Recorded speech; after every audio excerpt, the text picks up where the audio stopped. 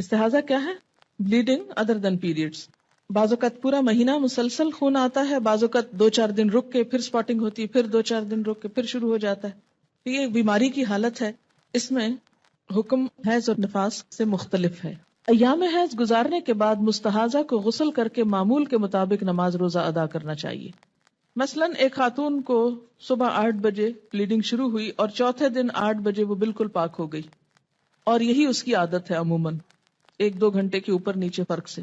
اب اس نے نہا لیا، ظہر پڑھ لی، عصر پڑھ لی، مغرب پڑھ لی، کچھ بھی نہیں تھا، بالکل صاف تھی کہ عشاء کی نماز کے وقت اس نے دیکھا کہ یلوش ڈسچارج ہے تھوڑا سا. تو اب یہ سارا دن پاک رہنے کے بعد اگر تھوڑا سا یلوش ڈسچارج نظر آتا ہے تو یہ کنسیڈر نہیں کیا جائے گا، دوبارہ نہانے کی ضرورت نہیں، نماز پڑھیں.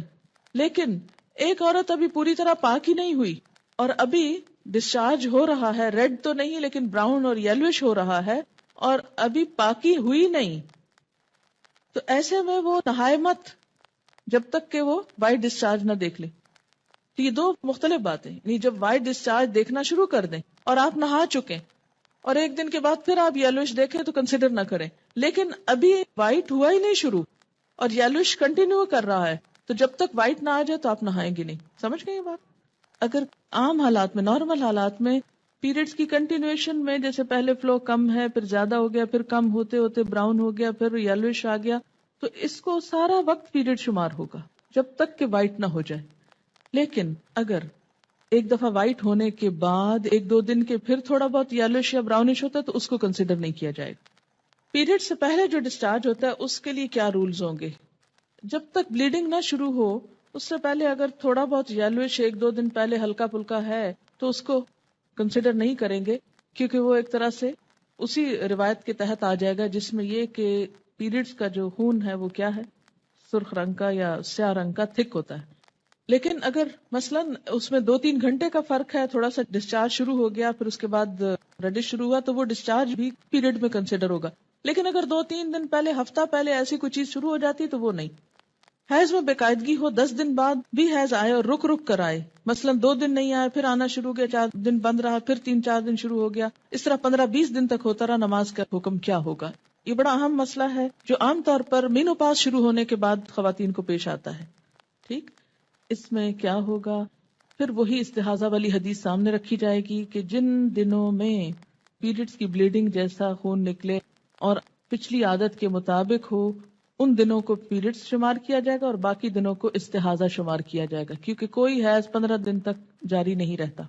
جس خاتون کے ایام حیض معلوم نہ ہو اور جس کے حیض اور استحاضہ کے خون میں رنگ کا فرق بھی نہ پایا جاتا، اسے پہلی دفعہ حیض کے دنوں کو سامنے رکھتے ہوئے ہر مہینے کے اس دن سے حیض کی ابتدا شمار کرنا چاہیے جس دن پہلی مرتبہ حیض آیا تھا.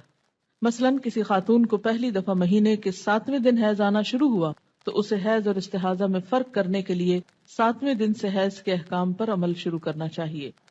مذکورہ مستحاضہ کو اپنے جیسی خواتین، اپنے ملک، علاقے، عمر، اپنے جتنے بچوں والی خواتین کی عادت کو سامنے رکھتے ہوئے مدت حیض کا تعین 6 یا 7 دن شمار کرنے کے بعد استحاضہ کے حکم پر عمل کرنا چاہیے.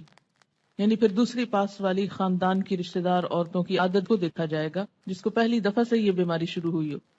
جس خاتون کو استحاضہ سے پہلے ایام حیض معلوم ہو، یعنی ہر ماہ کس تاریخ کو شروع ہوتے ہیں اور کتنے دن رہتے ہیں، اسے گزشتہ عادت کے مطابق حیض کے ایام شمار کر کے باقی ایام کو استحاضہ کے ایام شمار کرنا چاہیے اور اس مدت میں استحاضہ کے حکم پر عمل کرنا چاہیے.